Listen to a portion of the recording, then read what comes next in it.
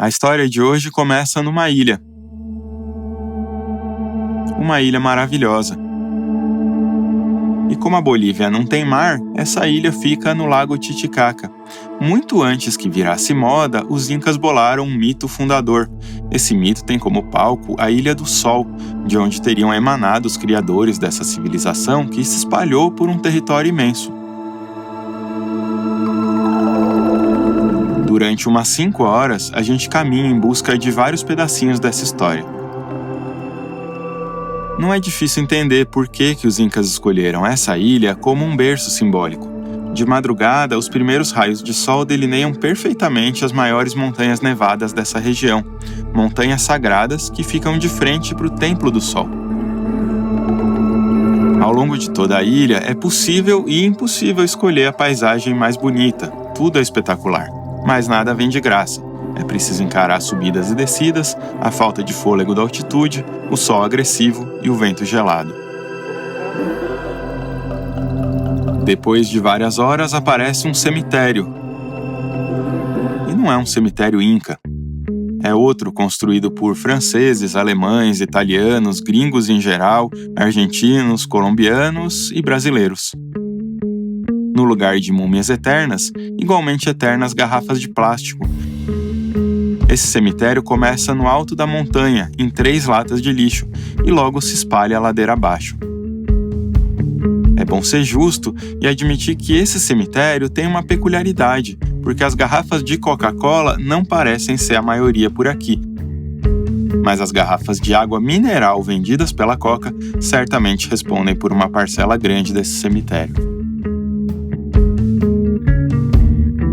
Em alguns lugares da ilha você encontra avisos de que os turistas devem levar embora o lixo plástico, porque ali não tem programa de coleta, mas claramente isso não está rolando.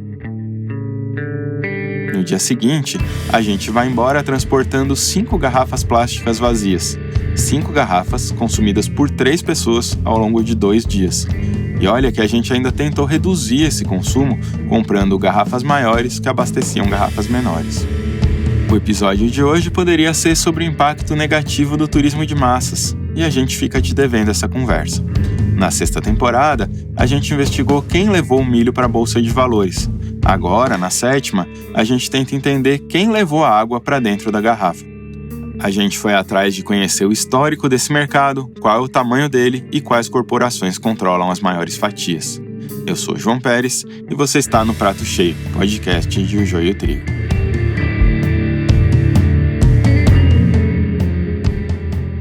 Antes de começar para valer, eu quero fazer um convite para que você seja parte do nosso programa de membros, o Sementeira.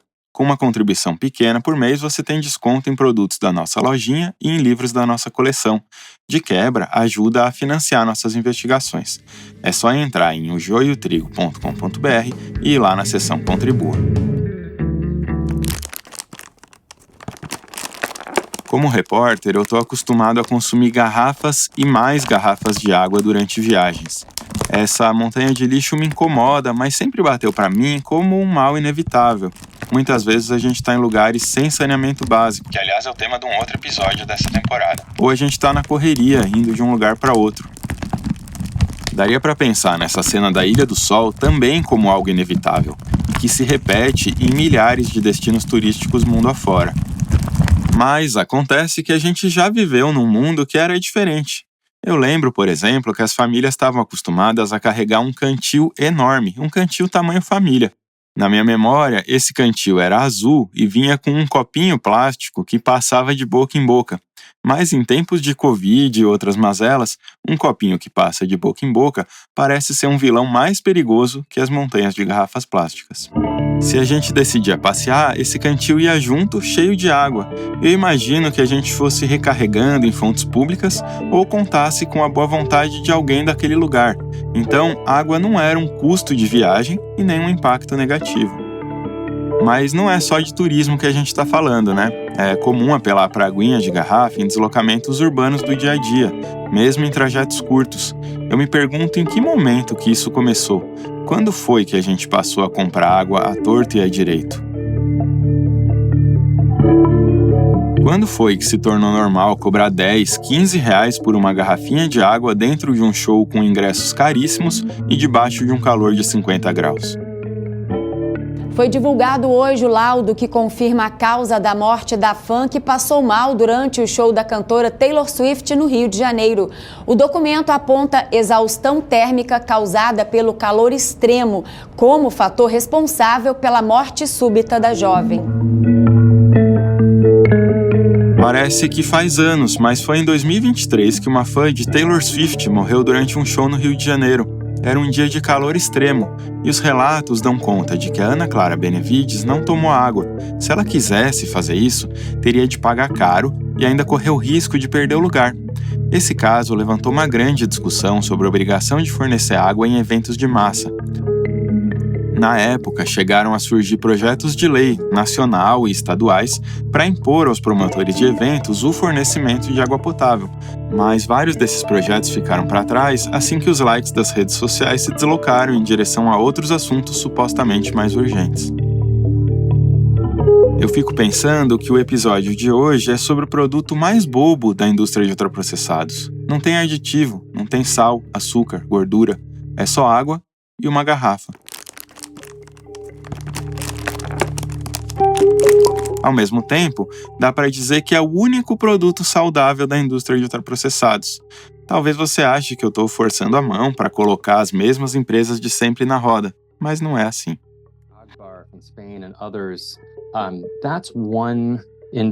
Hoje a gente vai contar com a companhia do Daniel Jaffe, que é professor de Sociologia na Portland State University.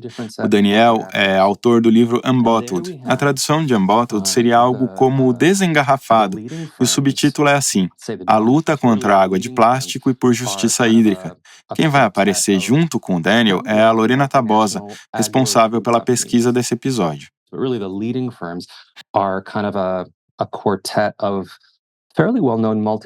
Realmente, as empresas líderes são um quarteto de multinacionais alimentícias bem conhecidas.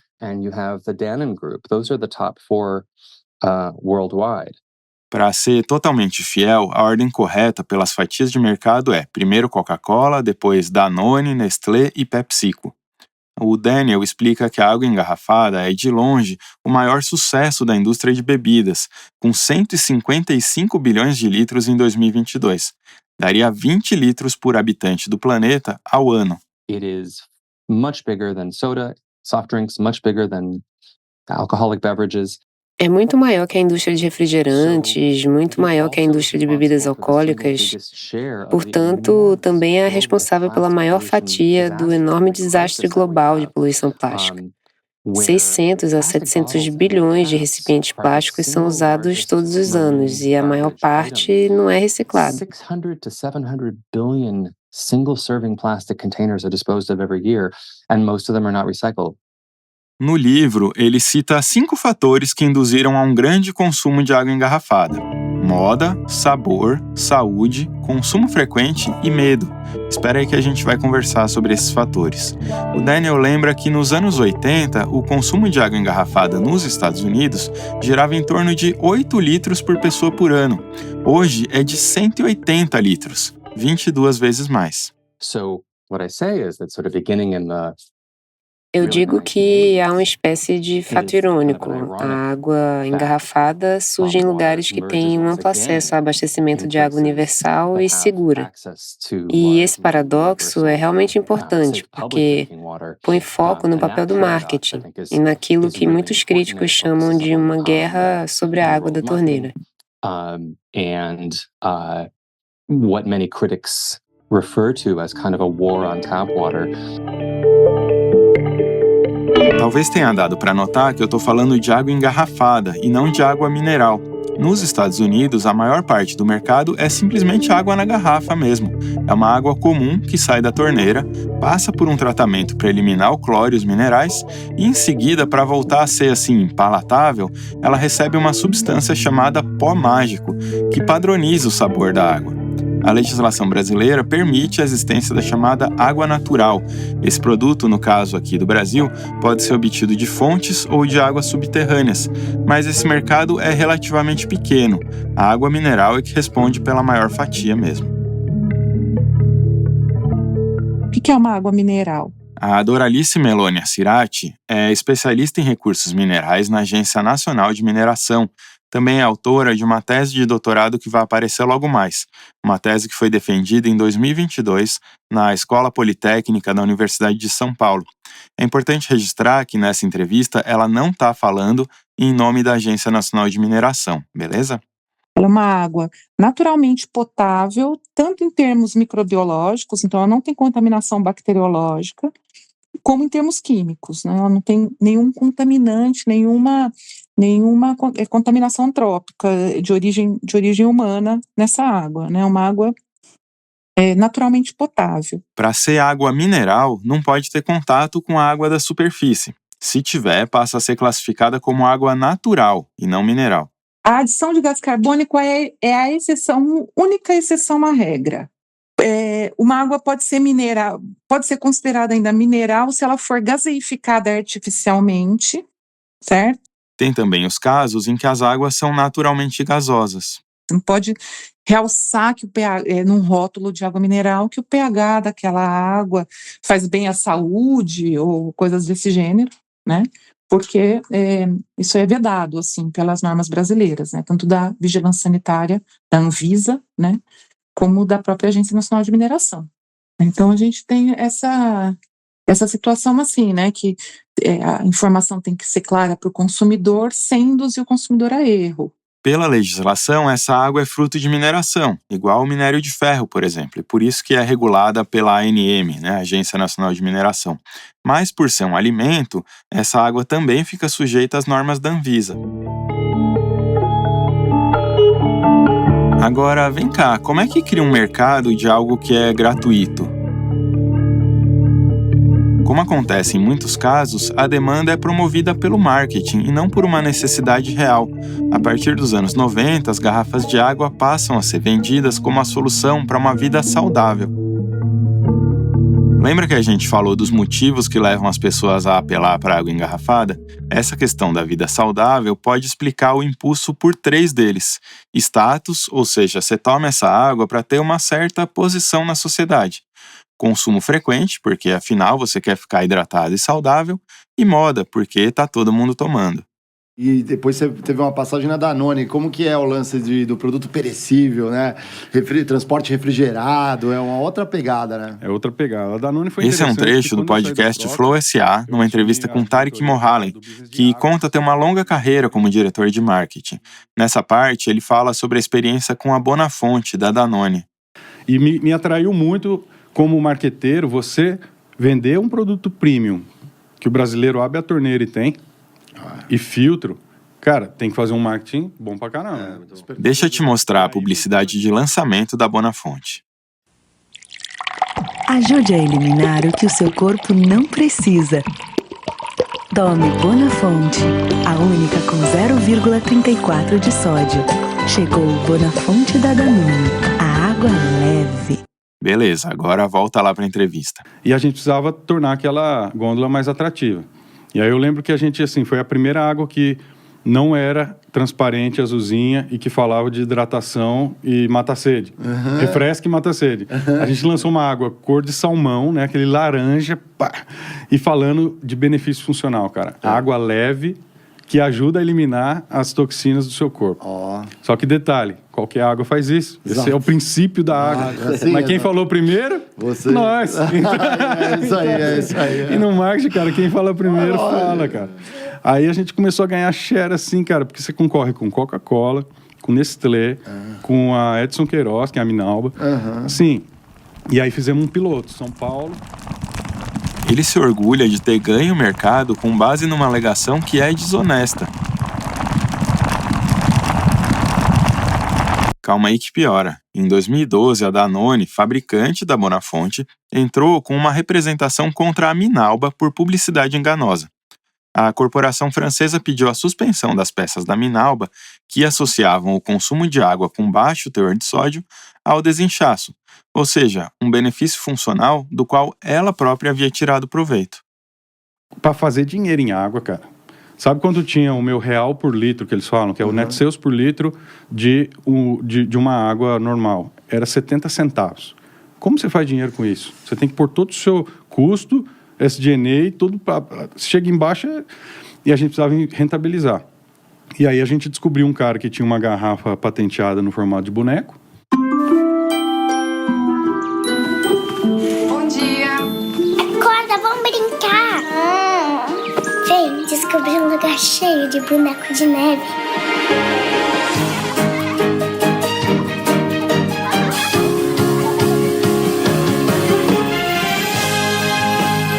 Chegou o Bonafonte Kids, agora com personagens de Frozen, Anna, Elsa e Olaf. Beber água nunca foi tão divertido.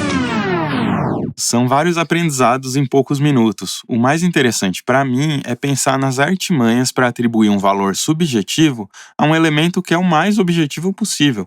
A água é essencial para a vida e ponto. A gente continua essa conversa na volta do intervalo. Você sabia que o Prato Cheio tem uma seção de materiais para serem baixados gratuitamente? É só procurar por Mesa Cheia no menu do nosso site. Lá você encontra uma história em quadrinhos sobre insegurança alimentar, um mapa sobre o percurso do açaí até chegar na nossa mesa e um material ilustrado sobre o milho. Tudo isso pode acompanhar a escuta dos episódios e fomentar debates em sala de aula, reuniões e outros espaços. Fica ligada para os próximos lançamentos que acompanharão a temporada. Acesse o joiotrigo.com.br/mesa cheia. O mercado de água mineral no Brasil dobrou em um intervalo de 10 anos ao longo da década passada. Vale lembrar que em metade desse período a gente teve recessão e perda de rendimento do trabalhador, ou seja, não é que a galera estava no iate enchendo a cara de Perrier. A Perrier, aliás, foi um antes e depois do mercado de água engarrafada, como a gente vai ver nesse bloco. Sabe aquela água chique, em garrafa de vidro, que vende em restaurantes igualmente chiques? Uma garrafa verdinha. Em 2021, o consumo no Brasil foi de 13 bilhões de litros de água mineral. Não precisa fazer as contas, dá 62 litros por pessoa. Esses dados são da Associação Brasileira da Indústria de Refrigerantes e Bebidas Não Alcoólicas. Nesse bloco, a gente também vai ver que o tamanho desse mercado pode ser maior do que o estimado. Ah, la terrasse. Essa publicidade da francesa Perrier é de 2024 e mantém coerência com a tentativa da empresa de se construir como uma marca muito elegante. Et puis, l'amour. Do lado de fora do bar, num dia de calor, mesas lotadas reúnem amigos que celebram a vida com água. Meio sem gracinha, né? Cá entre nós. É claro que a Perrier tem um mito fundador. Um mito que não é tão bom quanto o dos Incas, mas não tem nada que o marketing não resolva. A história dá conta de uma fonte surgida 120 milhões de anos atrás do encontro entre água e vulcão. Essa história continua com o exército romano. Supostamente, os soldados teriam encontrado por acaso essa fonte e se divertido à beça com a água borbulhante. Salta para o século XIX, quando um médico muito preocupado, o Dr. Perrier, examinou e testou essa água fabulosa e descobriu que a combinação perfeita entre água e gás promovia uma ótima saúde. Foi nos anos 40 do século passado que o jogo começou a mudar. Foi de um mercado de luxo muito restrito para um mercado global. Nesse momento, não pelas mãos da Perrier, mas pelas mãos da indústria do plástico. A chegada do polietileno barateou esse processo. 3 décadas mais tarde, a Perrier começou a fazer sucesso nos Estados Unidos. Era uma marca de luxo, mas que agora estava, nos dizeres do mercado, se democratizando. A pesquisa do Daniel Jeff mostra que esse foi o salto mais significativo na trajetória da água engarrafada. Se no começo dos anos 80 o mercado nacional era insignificante e desconcentrado, no final da década ele já era grande e só 10 empresas já controlavam metade das vendas. Foi então que entrou em jogo um novo tipo de plástico, ainda mais barato, que permitiu consolidar a existência de um mercado mundial de água engarrafada. Foi então que, em 1992, a Perrier acabou comprada pela Nestlé. Nesse capítulo da história, a gente volta um pouquinho mais para frente. Remembering growing up, bottled water, as we think of it today, single-serve plastic packaged bottled water simply did not exist as a product. And Lembrando que essa água engarrafada, na forma como pensamos hoje, que é simplesmente água em uma garrafa plástica, não existia como um produto. Se você pedisse às pessoas que imaginassem um futuro no qual as famílias fossem independentes, gastassem centenas ou milhares de dólares por ano para adquirir múltiplos pacotes de água engarrafada, carregar das lojas para o carro, do carro para casa, enquanto elas têm acesso à água da torneira, eu acredito que muitas pessoas teriam pensado nisso como uma visão distópica, uma fantasia. People would have just sort of thought of that as kind of a dystopian vision or just a fantasy. Logo no desembarque na Ilha do Sol tem uma fonte. Dizem que a fonte Inca fornece água de forma ininterrupta desde a época do Império. É o ponto final de uma rede complexa de canais subterrâneos. Uma realização da engenharia, sem dúvida. A recomendação para os turistas é de que não bebam essa água porque pode estar contaminada. A própria atividade turística, afinal de contas, contribui para isso. Eu fico pensando também que construir bebedouros pela ilha seria um custo adicional e uma mão de obra. Ainda por cima, diminuiria o ganho obtido com a venda de garrafas de água. Se tem tanto gringo passando por ali, por que os moradores da ilha não podem ficar com uns dólares e uns euros nas mãos? A primeira notícia que se tem sobre água envasada no Brasil é de 1911, mas a gente não sabe ao certo qual foi a primeira empresa que extraiu água para comercialização. O que a gente sabe é que a primeira água engarrafada registrada pela Agência Nacional de Mineração foi a Água Prata, isso em 1934.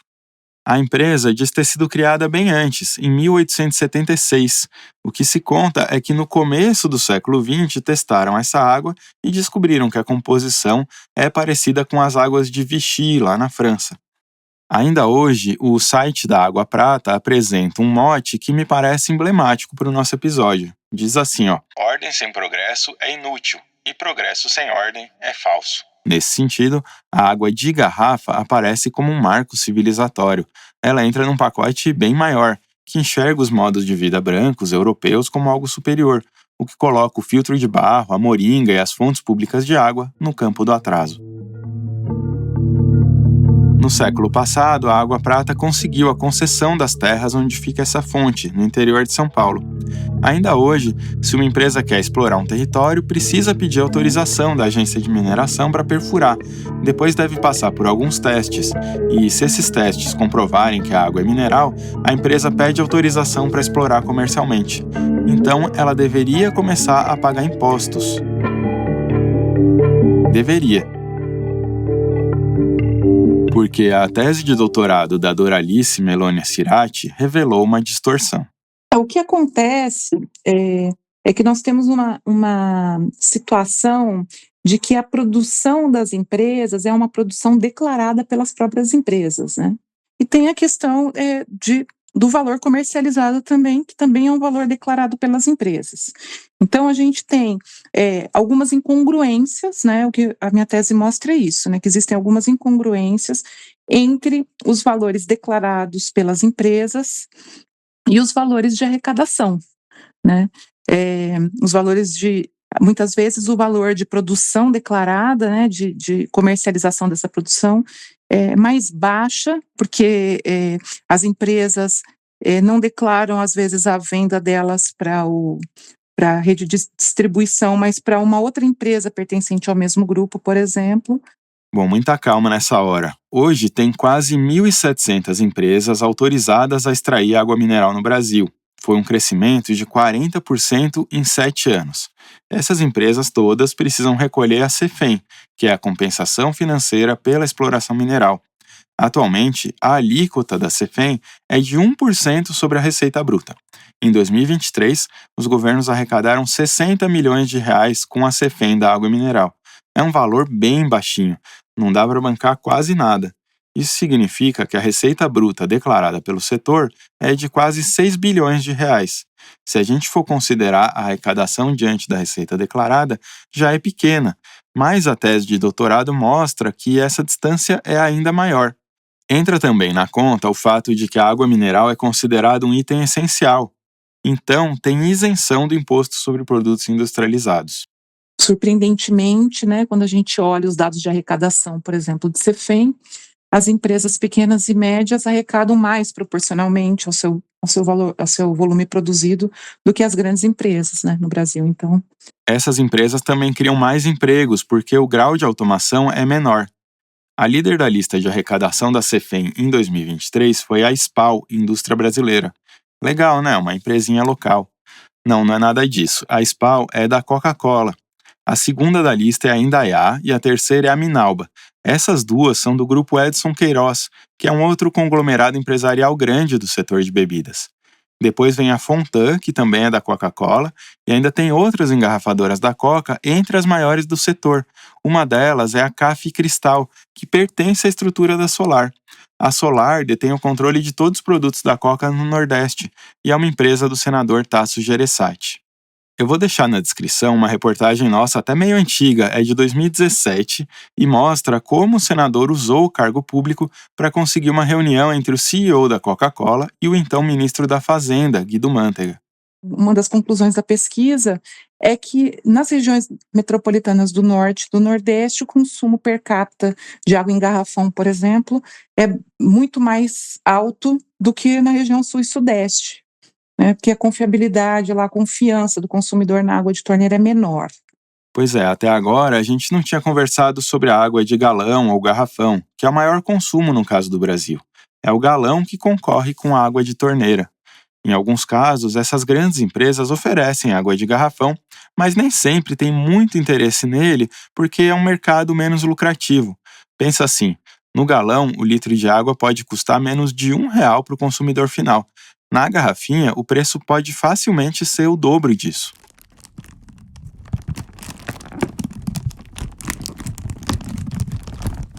É aqui que a gente vê o encontro do mercado de água engarrafada com o mercado do saneamento.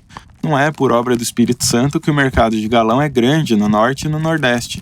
Em 2022, 1 em cada 3 residências no Norte não tinha acesso à água tratada. No Nordeste, 1 a cada 4. Em relação ao esgoto, a situação é sempre pior, né? Só 15% das residências do Norte tinham ligação com rede de esgoto. No Nordeste, era o dobro, 30%. Ainda muito longe do índice do Sudeste. O que a gente conclui é que justamente quem tem uma situação mais vulnerável é quem tende a gastar mais com água. Isso faz lembrar de um trecho da entrevista do Daniel Jeff em que ele fala como que o mercado de água engarrafada cresceu em paralelo ao neoliberalismo.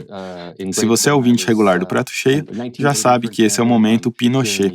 Sim, foi no Chile dos anos 70 que jogaram essa semente com uma lei de privatização da água. A árvore deu frutos nas décadas seguintes, com os programas do Banco Mundial e do Fundo Monetário Internacional que forçaram a venda das companhias públicas de saneamento. São os legados da austeridade neoliberal, da dívida externa e dos recursos que foram tirados dos governos nacionais e reduziram a sua capacidade de expandir as redes de água potável.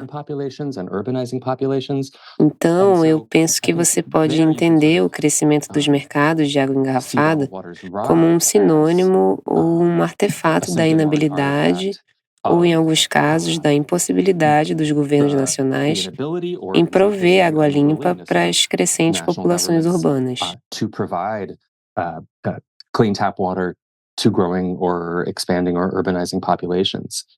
Deixa eu fazer uma pausa breve então para a gente recapitular. Esse setor paga só 1% de contribuição e ainda é isento do imposto sobre produtos industrializados. A contribuição é em cima do valor declarado e não do valor real. A gente já paga a conta de água da torneira, mas muitas vezes precisa pagar também pela água para consumo, porque as redes de abastecimento têm sérios problemas. Essa água está saindo do nosso subsolo para aumentar o lucro de empresas que já têm uma receita enorme pela venda de refrigerantes e de outros produtos nocivos à saúde. E a água, ainda por cima, é um bem que pode faltar no século XXI.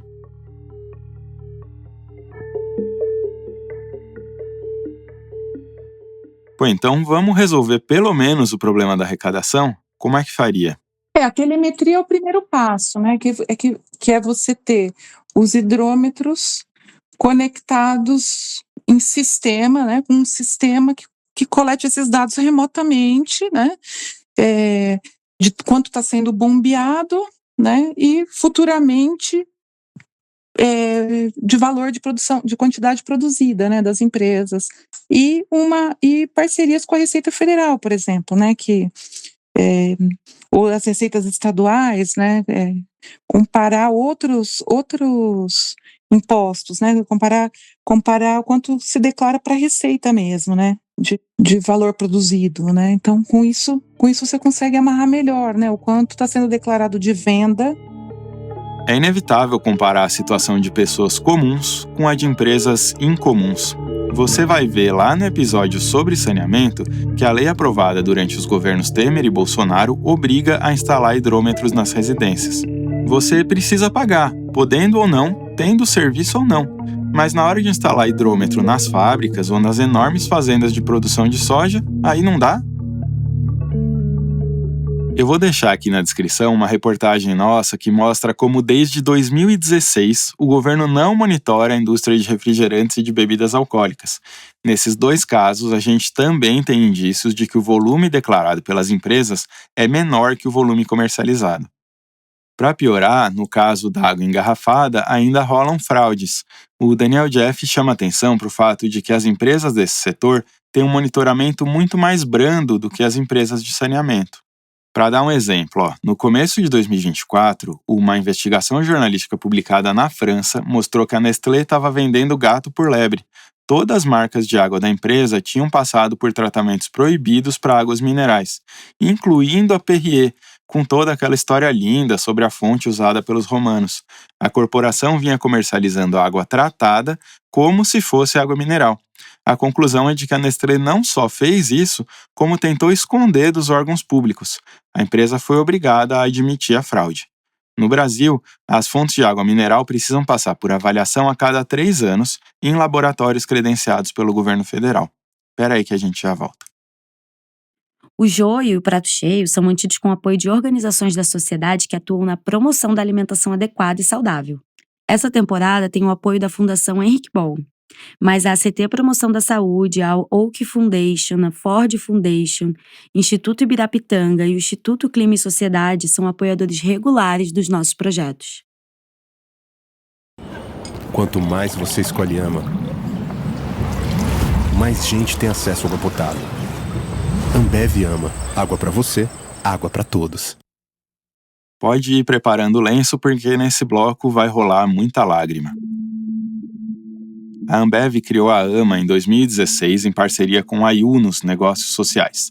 Na época, a AMA chamava atenção porque apareciam anúncios de página inteira nos jornais com uma embalagem de garrafa de água muito bonita, uma estética leve.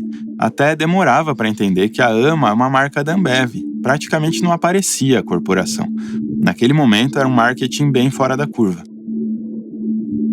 A história oficial é de que a AMA é uma marca que não dá lucro. Toda a arrecadação é revertida para projetos de acesso à água potável. Por isso que, quanto mais AMA você bebe, mais você ajuda. Só que não. Como é que a gente pode te ajudar? Eu estava vendo seus vídeos. O que falta para esse negócio crescer? O que falta para a sua capacidade empreendedora se multiplicar? Se tiver sobrado por aí um cachê para contratar o Luciano Huck, a AMA é bem a cara dele. A gente deseja conversar com você sobre a AMA há vários anos, e o motivo de não ter feito isso antes é falta de informação. A empresa conta tão pouco sobre a AMA que a gente fica praticamente sem instrumentos para checar se aquilo que está sendo dito é verdadeiro ou não. A relevância da AMA não é o tamanho. Ela não é e nem vai ser uma líder em vendas. A relevância está no marketing. Eu vou pegar os dados mais recentes disponíveis no site dessa marca.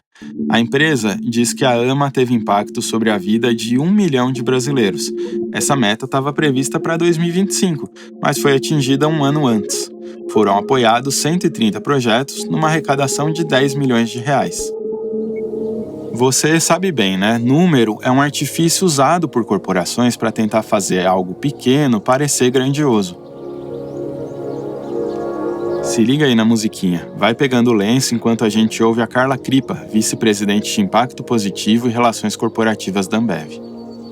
A gente sabe que os projetos funcionam, a gente tem os parceiros, a gente tem todo o monitoramento, as informações, mas está aqui na prática, olhando no olho das pessoas e vendo como que é essa relação com o projeto e qual que é o resultado que você causou na ponta, foi fundamental. É bom dizer que a gente, como sempre, pediu entrevista para a empresa, mas não teve resposta. Sem isso, fica muito difícil de entender esses números. O que significa ter impacto sobre 1 milhão de pessoas? É levar um copo d'água para a pessoa ou é levar encanamento? Os 130 projetos são apoiados de forma regular ou com doações pontuais? O que foi doado? Qual é a localização de cada um desses projetos? O que foi feito com cada um deles? Tudo que a gente consegue é pensar materiais de divulgação internet afora. Por exemplo, em escolas do semiárido foram instaladas cisternas para enfrentar a seca. Em comunidades periféricas de São Paulo ou em comunidades ribeirinhas e indígenas do norte, filtros de barro. Mas se a sociedade não pode monitorar as ações da AMA, fica tudo meio solto, fica tudo meio marketing. Olhando para o nosso ecossistema, o nosso sonho realmente é poder causar um impacto social positivo. Tem impacto positivo vendendo cerveja e refri? Boa sorte para você. Quem está falando agora é o CEO da Ambev, Jean Gereissati. Essa é uma apresentação feita em 2019 na FAAP, uma faculdade de São Paulo com perfil de alunos assim mais de classe alta. No ano passado, ele foi nomeado como porta-voz dos Objetivos de Desenvolvimento Sustentável da ONU, os ODS. Ele agora é líder do Objetivo 8, que é sobre trabalho decente e crescimento econômico. Eu não sei se faz falta avisar lá o pessoal da ONU que a Ambev figura em 21 mil processos trabalhistas. 21 mil processos. A gente virar um pouco a cabeça e saber como é que a gente impacta o mundo de uma forma diferente e traz um impacto social positivo, e a gente vem trabalhando nessa frente de como o nosso ecossistema pode melhorar, né, e pode, além do momento do consumo de cerveja, impactar a comunidade, impactar o Brasil positivamente, mas a gente sabe que a água é um bem que a gente tem direito de usar, e o exercício de empatia, de enxergar que tem gente que não tem acesso a um bem tão rico que é dado para a gente, foi o insight para criar a Água AMA. A gente decidiu, na categorias de água, lançar a Água AMA, um produto que a gente não tem objetivo no lucro. Na verdade, a gente tem objetivo de lucrar com esse produto, mas reverter tudo no acesso a pessoas que não têm acesso à água. Toda essa história inspiracional me fez lembrar da Ilha do Sol. A rocha sagrada é uma rocha que parece comum para quem está só passeando, mas na época do Império Inca, pessoas vinham dos 4 cantos e passavam por todo um processo de purificação antes de poder entrar. Esse é o marco zero do Império Inca, o local onde, segundo o mito fundador, tudo, de absolutamente tudo, começou. Naquela época, eram 3 etapas de purificação até ser, vamos dizer assim, redimido dos seus erros. Hoje não tem essa necessidade, pelo contrário, é preciso passar apenas por um quiosque que vende tudo quanto é ultraprocessado. Salgadinho, refrigerante, biscoito. Em lugar de pessoas que andaram milhares de quilômetros em busca de se tornarem melhores, produtos que viajaram milhares de quilômetros para tornar piores a ilha e a saúde dos locais e dos não locais. Um turista sedento, depois de horas de caminhada, precisa desembolsar o triplo do preço comum por uma garrafa de água. Depois de mais alguns quilômetros, ele pode deixar uma contribuição particular para aquele nosso cemitério de garrafas d'água lá no alto da montanha.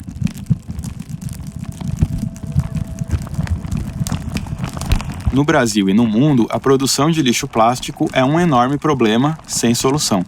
Por aqui, essa produção é estimada em quase 14 milhões de toneladas por ano.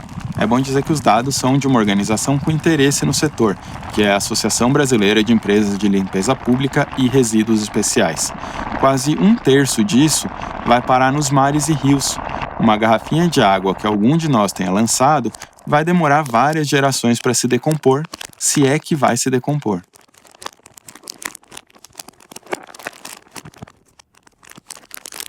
Voltando no caso específico da AMA, a gente sabe bem pouquinho sobre ela, mas a gente sabe bastante sobre a Ambev.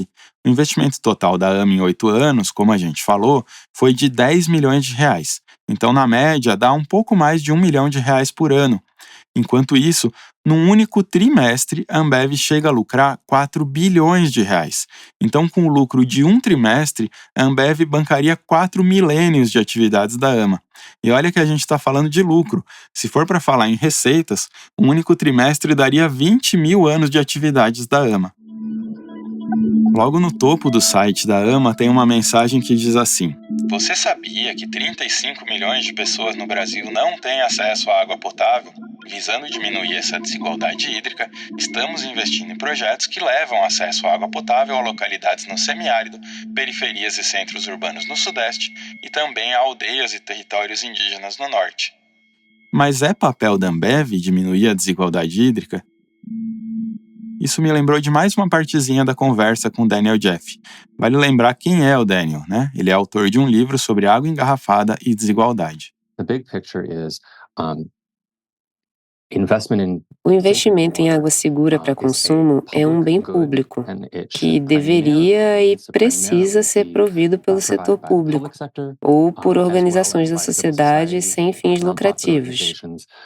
Eu penso que esses projetos de caridade do setor privado correm o risco de tirar a pressão sobre o poder público por investimento nesse elemento vital que é a água segura para consumo, que inclusive as Nações Unidas declaram como um direito humano. Safe drinking water, which the United Nations declared as a human right. Além de saneamento não ser papel da Ambev, as atividades centrais da empresa têm a ver com o uso imenso de água. Em 2023, a corporação tinha uma capacidade de produção de 43 bilhões de litros de bebidas entre cervejas e bebidas não alcoólicas, só na América Latina. Isso daria 65 litros para cada morador da região. A própria empresa admite que cada litro de cerveja consome 2,5 litros de água. E, de novo, ela não explica como é que chegou nesse número. A gente não sabe se isso considera a água usada em cada um dos ingredientes, a água usada na produção do combustível usado para escoar os ingredientes e o produto final, a água usada na fabricação das embalagens, a água perdida ao longo do processo. Nada disso. Mas vamos aceitar esse número como algo real só por um minutinho para poder conversar. A água usada na produção de cerveja daria 65 bilhões de litros, só em cerveja. Daria mais de 1 litro de água por brasileiro todos os dias. Sempre dá para piorar. Um estudo produzido em 2021 pelo Climatempo, em parceria com a Water Footprint Network, calculou que cada litro de cerveja consome, na verdade, 300 litros de água. Dá muitas vezes mais que o número apresentado pela Ambev. Se a Ambev está mesmo preocupada com saneamento, a gente tem algumas ideias. Ela pode deixar de pedir renúncia fiscal para o governo. Só em 2021, essas renúncias passaram dos 400 milhões de reais. Os dados são do Ministério da Fazenda. Pagar imposto é uma ótima maneira de ajudar a garantir os investimentos públicos em água e esgoto. Que tal? A Ambev também pode começar a pagar algumas das ações judiciais que ela arrasta durante anos. A gente já contou em reportagens como essa empresa é craque em fazer manobras para enviar recursos a paraíso fiscal. Só na esfera tributária, a Ambev responde a quase 5.000 processos que, somados, valem 95 bilhões de reais. Para você ter uma ideia, o ano recorde de investimentos do BNDES em saneamento foi 2023, com 11 bilhões de reais. Então esse valor dos processos da Ambev daria 9 anos de investimento recorde em água e esgoto. Então a gente tenta elevar assim, de uma forma profunda a paixões e plataformas do brasileiro. A gente termina esse episódio com um salmo, com um salve do Jean Gereissati. Marca, produto é sobre uma boa receita, é sobre um bom hobby, uma boa paixão, mas tem que ter, essa visão que as marcas brasileiras, as nossas marcas, têm que conseguir tocar o coração do brasileiro e ajude o brasileiro a se reconectar com ele mesmo, ajude ele a progredir. Para o brasileiro progredir, a Ambev precisa reconectar lá no site da Receita Federal e fazer um Pix. Um pequeno gesto ajuda a salvar vidas. Não deixe para amanhã o que você pode fazer hoje. A pesquisa desse episódio foi feita por Lorena Tabosa. O roteiro é meu, João Pérez. A Luísa Coelho faz a produção executiva do Prato Cheio. Amanda Flora é a editora de audiências do Joio e coordena a divulgação, junto com a Brenda Vidal e a Letícia Bueno. A edição e a criação de som são do Vitor Oliveira. O design é feito por João Ambrosio, Clara Borges e Denise Matsumoto. Esse episódio foi gravado no Estúdio Joá, em São Paulo. Obrigado e até a próxima.